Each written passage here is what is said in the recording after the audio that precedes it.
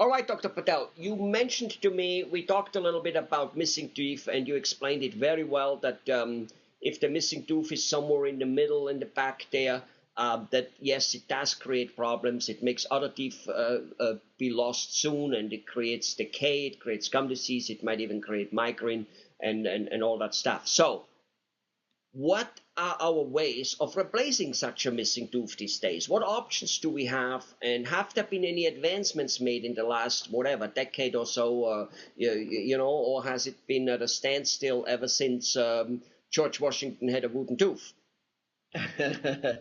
The best alternative today in dentistry is to do implants. Implants are just like real teeth, and any person can have implants today. They're also becoming very affordable, and therefore they're a very, very good alternative to replacing missing teeth. There are obviously And an also implant, less. let's talk a little bit, just very little bit. An implant basically is a metal stick. I think you guys make them out of titanium, like the same way you do hip replacement type of stuff. And you basically screw it in into the gum, and then you put another crown on it, right? That's basically Exactly the same concept. It came out of orthopedic surgery, where now we are using a simulation of a root made out of titanium that's screwed into your jaw, and then a tooth is constructed over it. Okay, good. All right, so that's the implant thing now, and that's. I mean, implants have been around for a while, but I'm sure they also improved with this titanium and with the way you place them. So tell us about the other methods which are there, and like for instance, the bridge or so. I mean, those things have been there for a long time. Are they totally outdated or still have value? They have value in certain places now. If you have virgin teeth besides a missing space, then it is very important to consider not doing a bridge. A bridge is more affordable sometimes, but now since the prices of implants have come down, a bridge and an implant is the same cost. The consequence of doing a bridge is that you are having to cut down a tooth to restore. When you cut a tooth down, the consequences are that you are inflaming the nerve. You may need a root canal. Once you need a root canal, the tooth may fail. Now the tooth needs to be taken out. So the safest bet is still an implant. A bridge is a good choice if you have crowns on either side of the missing space, because now the teeth have already been crowned. You remove the crowns and you replace by doing a bridge. And the third alternative is just a retainer made out of metal, which is very clean, which is very, very reasonable, and that can be used also, but it's removable and it's an inconvenience to the patients. Could a patient, let's just say, he needs to replace this tooth, but he doesn't have the money, be it for a bridge or for an implant, which more or less is the same, as you said, but he just simply doesn't have the money. Would he be better off putting a retainer in for a year or two, or whatever it may be, 6 months, save up for the bridge or for the implant, and then do it the right way? But so would that in between nevertheless make sure that his teeth are not shifting and that all these other problems are because of it not occurring? That's exactly it. You've got exactly what I said, is that you want to try and retain the space, you want to try and retain the teeth in their same position, and in order to do that, you can get a simple retainer that would assist in keeping everything as is until such time as you have the money and the funds to replace it with an implant or a bridge or whatever your choice might be at that time.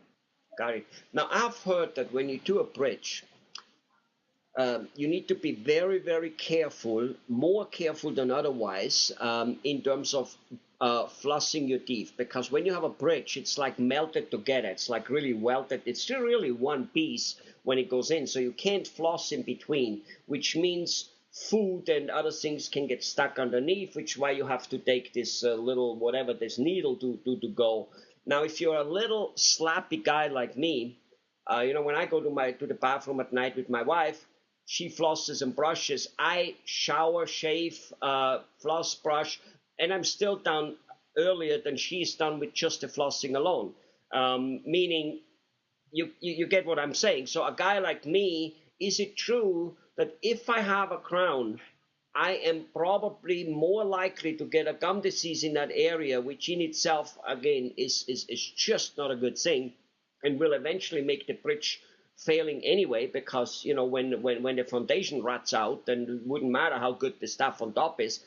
So is that a concern? Tell me about it. Bridges, the statistics show that the bridges always fail because there's decay or pocket formation around the supporting teeth. And the main reason, like you described, is that patients are not able to or will not floss the pontic, which is the missing tooth in between the two teeth.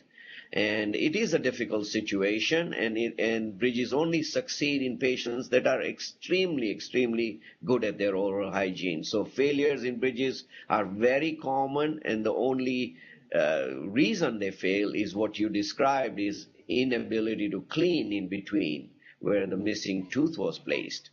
Right. Okay. So that is so that is something to be aware of.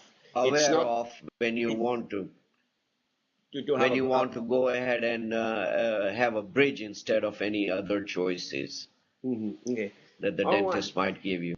Yeah. All right. And then you said that one of the reason the implant is a little bit is not maybe a little bit, a lot better, is you really only have one implant. It puts in the root with the implant. You have it. You don't touch the other teeth. So you don't down the road have three teeth failing. There's just that one. But And, kind of and, like. and the implant is made out of titanium. It does not decay. Mm, It can get gum disease, but it does not get decay. mm, So therefore, if you are careful, the implant is much more successful than anything else. right.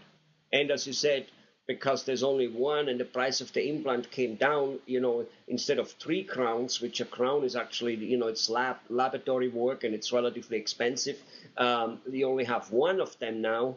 And even though the implant is expensive, but more or less the price almost equals out now for one implant, and one 3-unit bridge is more or Yes, less, yeah, yes.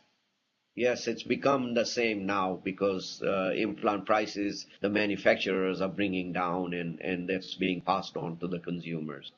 beautiful. Well, but probably more people do it. The technology, just like with everything else, computers and stuff, that's more people use it. They get easier to make. They find out how to make it easier and better, and thus prices can come down. Wonderful. Well, again, I guess there was an improvement from the wooden tooth from President Washington or whatever I think who had it. Yes, it is.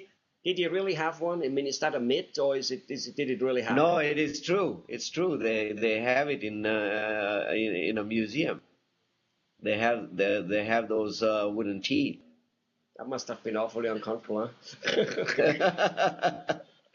Yeah, they and have it in a and museum. even then, it probably was better than not having teeth, right? Oh yes, yes. That's what dentures are. People wear them, and at least they have something to chew with. Wonderful. You know. Let's talk about them, in fact, rather soon. Thank you very much, Dr. Patel. Uh huh.